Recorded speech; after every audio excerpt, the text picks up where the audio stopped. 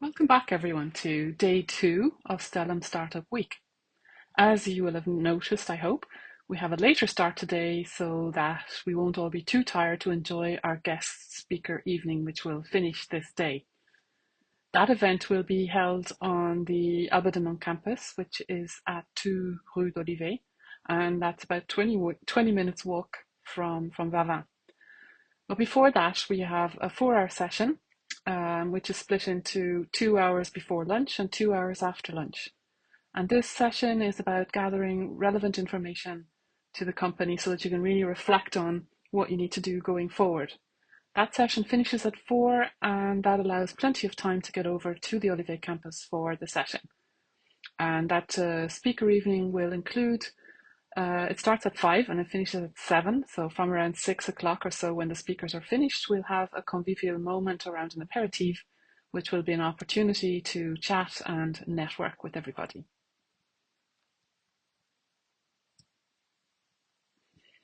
So what are you going to do today? As a company on this day, you will be researching 4 different areas for the company, which correspond to 4 milestones. So you did 1 milestone yesterday. Today you're going to cover another 4.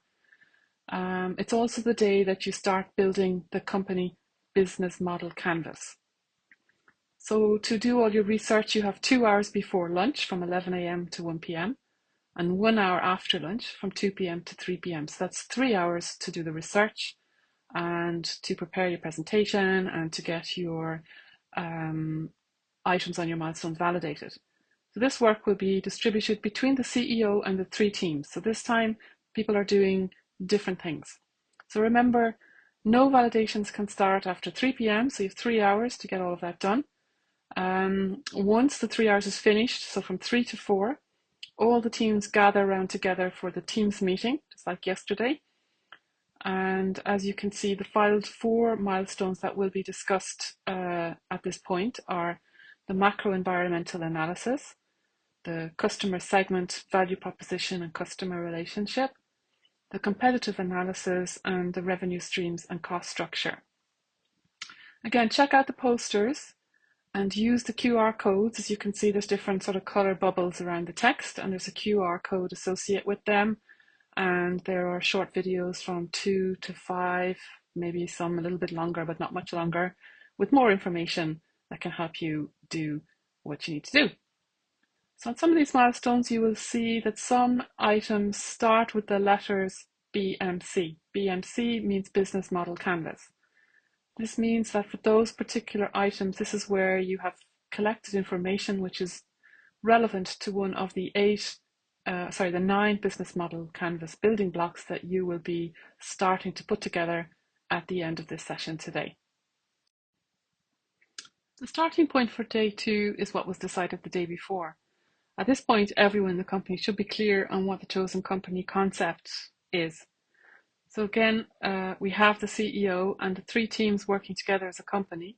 However, to optimize efficiency, the CEO in each team now is working on something different for a total of the 3 hours, which includes research, preparing a 10-minute PowerPoint, and getting each milestone validated. So all milestones validated for this day's and the point earned for each one are attributed equally to all teams. From 3 to 4 p.m. then, the teams meeting will be held, and during this time, each team and the CEO present a 10-minute presentation to the whole company. At the end of the presentation, the CEO will ask the company to help her or him to add information on post-its to the business model canvas. So the first milestone for Team 1 is the macro environment analysis. So in this case, you look at the environment as the environment creates both opportunities and threats for companies. Often looking at the macro environment it seems too big and too complex or too unpredictable, or very little you can do about it really for many managers, so they end up not considering them. What happens then is that change creeps up because they haven't been paying attention to it. They've been focused on things were more directly relevant to the company. And then at that point, it can be too late to take advantages of opportunities or avoid threats. So this is really just to say why it's important to get used to looking at the macro environment. A common tool that we look at is for doing that is a pestle. All of you BA students have been working on that in the last semester, so this should be pretty straightforward for you. Pastels are used by companies to see if there's any opportunities and threats, but also to try to predict what's going to happen in the future and get a better idea of what potentially could happen. And it can also be used to explore different plausible scenarios for the future and try to decide which scenario looks the most likely to happen.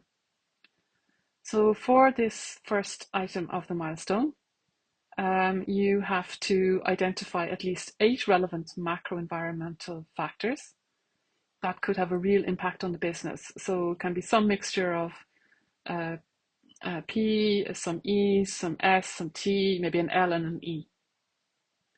The next thing you need to do is then sort of separate that out into what are the most important opportunities that you see, and then also at the same time identify the most important threats.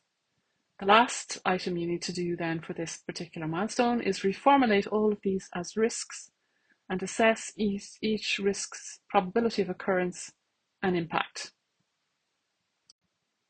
For the team working on this particular milestone, you'll be looking at trying to look at what the customer segment is, what is the value you would like to propose to this segment, and what kind of relationship you would like to have with your customer.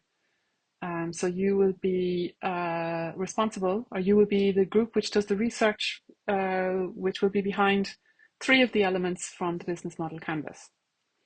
So what you need to do first is you should identify at least 5 distinct segments.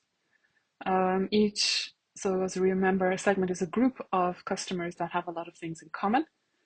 And they have to be different enough so that they respond differently to different marketing mixes. So if it's a slightly different product, or if you distribute in a different way, then you probably have a different segment.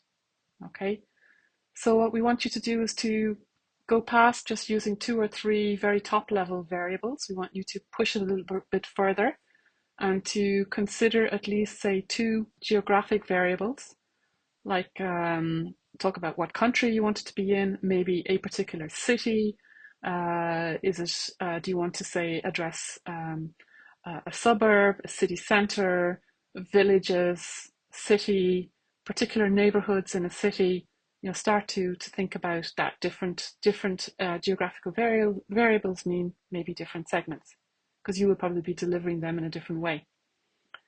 Otherwise, then we would like you to consider 3 demographic variables. So this is the second of 4 possible segmentation variables. So you'll be looking at maybe defining what age your customers are, what sort of life cycle stage they're in, what gender, income, what occupation, what kind of job they're doing, what's their level of education, possibly religion, ethnicity, what kind of generation they're in, and maybe if they have a family, what size they are. You decide what you think is relevant and try to pick 3 of those. So don't just say they're 20 to 22 to 30, go a bit further. And then on top of that as well, you would look at maybe some psychographic variables. We would like you to look at 1. Is there a particular personality associated with the segment? Is there a particular lifestyle? And then we would like you to find maybe 1 more variable, which is a behavioral variable. What kind of occasions do these people buy? What sort of benefits are they looking for? What kind of user are they? Are they users who will be buying your kind of product for the first time? How often would they purchase your product? Just in levels of maybe low, medium, high, and how loyal do you think they will be? So that's a bit of work, but it's a good exercise. And then at the end of that, you hopefully will have 5 distinct segments, and then you need to evaluate which one is the one that you want to focus on first. So to do that, you'll be looking at each segment and say, can I actually measure the size of this segment, or can I measure the number of people are in the segment? Is the segment substantial? Is it big enough to be able to do business? Can we easily reach the segment? So is it easy to deliver the product or distribute the product to the people in that segment? Is the segment differentiable? For example, you want to be careful and say, married and unmarried men are, if you've separated them out as two different segments, basically it doesn't make sense if you are trying to sell them perfume because they probably respond in the same way. So it's got to be, the segments should be such that the customers respond in a different way. And the last parameter for testing whether a segment is effective, or is a good one to go for, is if you actually can deliver good programs to attract and serve the segment. So if it's something you can actually act on. The next thing you need to do is determine what value can be delivered to the segment. So you might have different things, and some things you could look at. Is it something new that hasn't been done before? Is it better performing than something that's been done before? Is it something which you can allow people to customize? Is it something which gets the job done? Is it something special about your design? Is there something particular about the brand that you have? Can you do anything special with the price? Are you able to help your customers reduce their costs in some way? Do you allow your customers to reduce their risk doing something? Do you allow customers to access this product that are not able to access it, to access what's offered by the competitors? Is there some sort of convenience or usability associated with the product? Okay, so this milestone is milestone 4. And for this milestone, you're trying to look at who is the competition. So first of all, you need to think about what industry you're actually in and try to be as precise as possible with your industry definition. So just to remember or to remind you, an industry is a group of firms producing products and services which are essentially the same or similar. So you've got to figure out who your competition would be. So you take the definition of industry defined in milestone 1. So whatever was decided the previous day, which was probably pretty, basic, you need to think about it and work on it a bit more. Check with the group that's working on the customer segment and see how have they refined maybe the customer segment, which might give you an idea of the fact that your industry might be slightly different to what was defined yesterday. Then you need to start thinking about estimating the market size, who the customers are, what share of the market they might have, what share you think you could have, and how much do you think the market is growing. So, it's going to be hard to find that information very accurately. So you've got to see what you can find, bearing in mind your time constraints. So then the next step, number 3 of this, the third step, is do a competitive analysis. So during this part, you compare the company to 3 competitors based on the key differentiating elements defined by the team working on milestones 3. So what did they come up with in their value proposition? And what does that mean then in terms of comparing your company to the competition? What else can you learn then from doing, say, a Porter's 5-force analysis? And finally, the last thing you're asked to do is to show a 2-dimensional positioning map of the company and those 3 competitors, using 2 of the value proposition elements to put on the X and the Y axis. So typically people put price and maybe some sort of performance, but you don't have to do that. You can pick any 2 particular value propositions that you said that you believe the customer wants.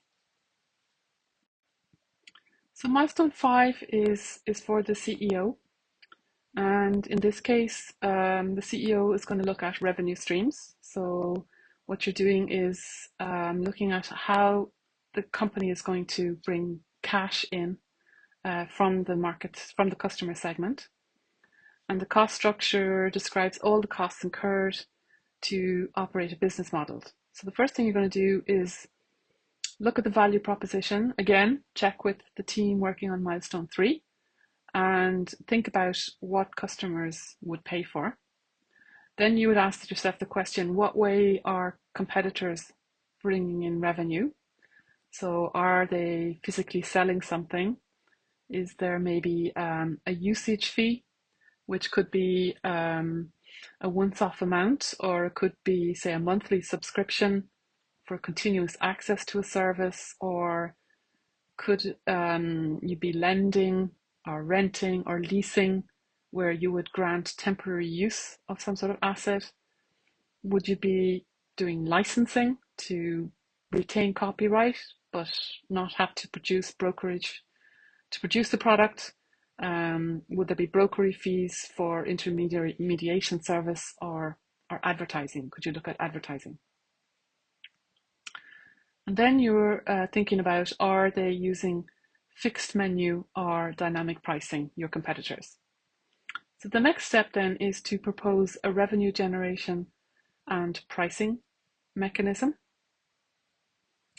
And last but not least, you're defining and justifying the cost structure. Are you going to be cost driven or value driven? So for this particular milestone, you're not actually working out the numbers, you're just thinking about the mechanism of how you're bringing money in and how you will be spending money.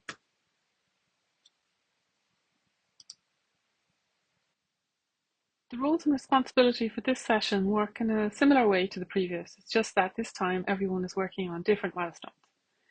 Each team is coordinated by a project leader, that hasn't changed, who works with the team to distribute the tasks where possible based on team member strengths and preferences, so skills and motivation. The project leader is then responsible for guiding the team to completing the requirements in the allocated time as much as possible. However, the project leader can't do it on their own.